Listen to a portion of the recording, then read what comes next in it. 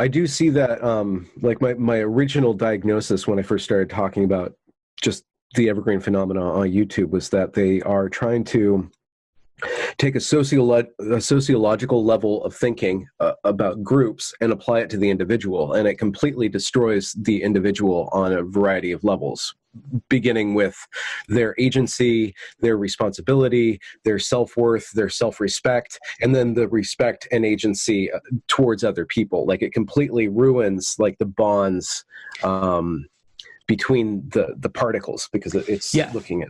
Well, they're trying to swallow, and that's so imagine you have a hierarchy, and this is what I talked about when the problem of hierarchies is that you can have a hierarchy that tries to swallow its parts, right?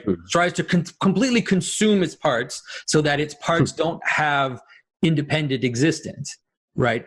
And so that is what happens in ideological groups. That's what happens in the religious sects like cults and stuff, where it's like everything, or, you know, when you have like a really charismatic leader and then everybody just gets totally sucked into that person. It's as if the people that are under him become almost like members of his body, like they're just extensions of him, right? And so that is extremely dangerous when that happens, because the way, one of the things I talk about is love. I tried to explain that love is the balance between unity and multiplicity.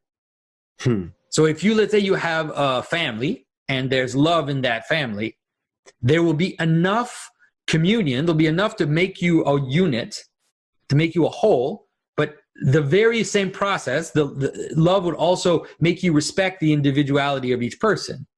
And so the way to find a way to balance is to always be moving between unity and multiplicity, to always be finding it's hard to find the exact, it's never the same, it moves, but it's like a dance where you're dancing and you're always trying to find the balance between making sure everybody has their own existence and everybody is also aimed towards the same goal or moving towards each other, you know.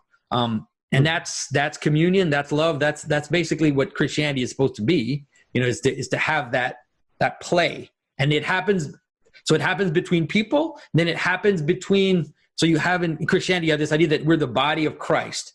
And so it's like Christ is above and we're the body, and then we are well fitted together through love. So we love each other, and that makes us join with Christ without losing our individuality.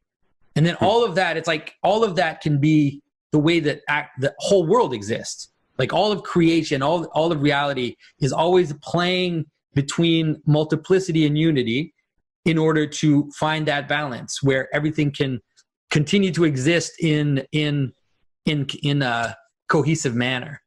But when you have ideological groups, like you said, it's what happens is they try to impose the higher identity, let's say the group identity, the race, the gender, whatever. They try to impose it in a manner which is tyrannical all the way down. It's like everything has to just be a manifestation of this thing that unites us, right? So if you're a man, it's like I've identified the things of man, and that's all you are. You're not Benjamin. You're not all these other things that you are. You're not a complex system of different aspects. You're just a man, and I'm going to judge you completely based on that one thing.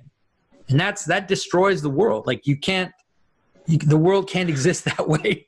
Well, it's interesting because, and I don't mean to offend anybody by saying this, but if that rigidity of thought, like that man category is your full existence, then that defines every aspect of your character.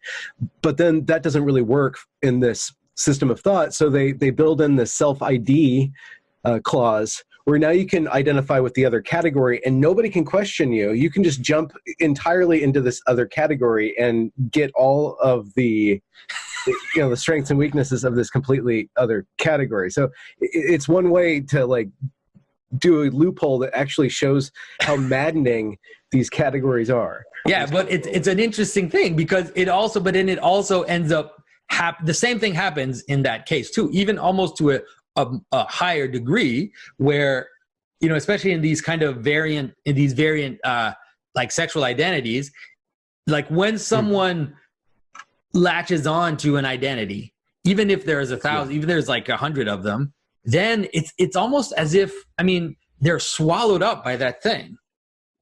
And so it's as if it ends up being all they talk about, all they live for, all their whole identity has been swallowed up by this one thing. Whereas usually it's like, let's say you or I, it's like, yes, I am a man, but I'm also the father, and I also have this job, and I also have interests, and I also have, and these things, and I'm also a member of a church, I'm a member of this. It's like I have all these aspects of my personality which are dancing together in order to create Jonathan Pageau. But like, there's not one aspect of myself which is completely swallowing me, you know? Yeah. And I think that's a really, it's a dangerous, because it's really difficult. It's really difficult to talk with people to whom that has happened.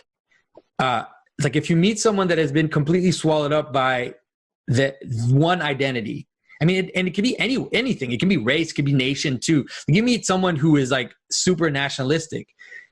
It's as if you can't, it's really difficult to talk to them, because they're so, like, their visors are on so straight, you know, and then they interpret everything through their thing. It's like meeting a conspiracy theorist, you know.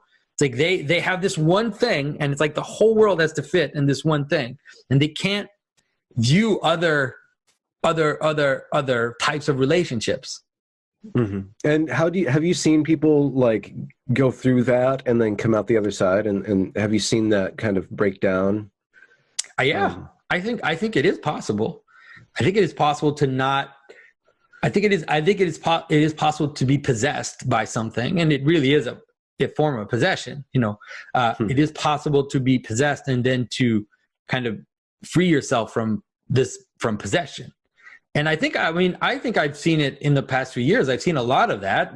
I think Jordan Peterson has kind of broken down a bunch of doors in that sense, where some people who were really kind of caught up in an ideology on both sides of the fence have been able to kind of open their visors up a little bit and be able to see that the world is bigger than your thing. Like that identities, you can't reduce everything to one identity. It just doesn't work that way.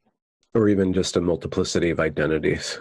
Yeah. So, how do you, what are some of the steps that you think that could happen or help that process, facilitate that process of the identity idolatry? There's some sort of complex there. Yeah. Man, I think for sure, I think that one of the things that can help is contact with other people, in the sense that a lot of time these like narrow furrows are dug because you end up in these, you know, where they call them these bubbles or whatever, these ideological bubbles. And so people aren't actually meeting others who are different from them, and that just don't have other identities that are not even on your spectrum. Like, you know, especially it's so funny because it's like you meet the really woke types, and I always I wish a lot of the woke types would go and just hang out with just poor people and realize that even, it's so funny because even in terms of racism, you know, I actually used to be pretty I used to be pretty woke myself. Like when I was a teenager, I was the guy who would always like stand up, and if someone was making some kind of racial joke, I would always call them out in public. And like, anyways, but then, I was always the guy calling out the guy that's calling everybody else. Really? There you go. That's good. But then when I started meeting like poor people, I realized that they just had there's a completely other way of looking at things, completely other way of, and so you go to a poor neighborhood where you meet a poor white guy who has way more chance to have in his job around him to have people from other races, and he'll have a kind of weird, like a kind of weird low level racism to him, you know, and it's in words, and it's kind of like, oh, these guys are like this, these guys are like that, and it's kind of off putting at first. Then when you look at them and you kind of explore their world, you realize, okay, yeah, they say that, but then they'll have lunch with this guy who's Mexican or this guy who's from here or whatever, and You know, it's like if you ask them, it's like, oh no, it's not a big deal. Like he's not like that, you know, and it's not thought out, but there's like an organic reality, which is that even though they can use certain words and they have certain discourse,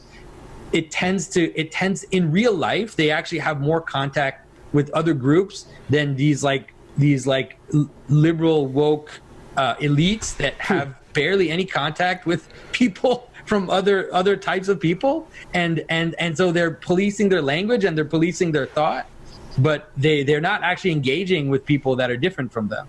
And so it's like I really prefer some working class guy who once in a while will say something that is off-putting and kind of racist, but in reality is actually probably way more possible he's going to end up dating a Mexican girl or some Vietnamese girl or whatever, just because in real life, it's like, you know, it's like he's actually in contact with people from other groups. Yeah. I don't know if that makes sense, but that's kind of the thought that at some point I've kind of come to, where it's like, there's this weird political thing, and then there's just reality, where it's like people are messy, people say stupid things, people don't think things out, but if they're just basically good people, in the end, it's going to play out fine, you know?